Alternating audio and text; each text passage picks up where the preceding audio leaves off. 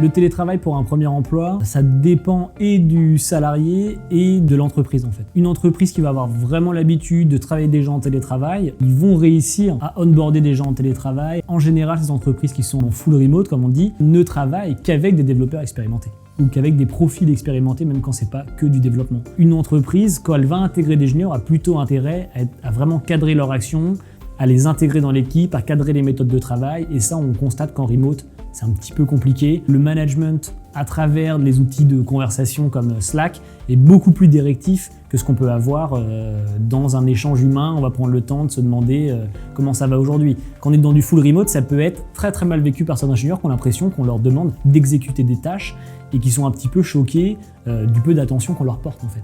On pourrait se dire, tiens, avoir du full télétravail, c'est un avantage. Attention, il y a aussi le revers de la médaille, la solitude, l'isolement.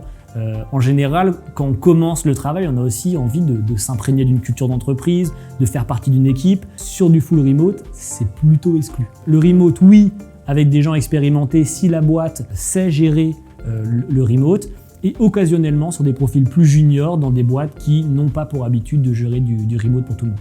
J'aurais tendance à dire, si on est junior, on a intérêt à venir au travail le matin pour regarder comment travaillent des mecs expérimentés, passer derrière eux, prendre les bonnes méthodes de travail, s'imprégner de la culture de l'entreprise. Sinon, on risque de se sentir isolé.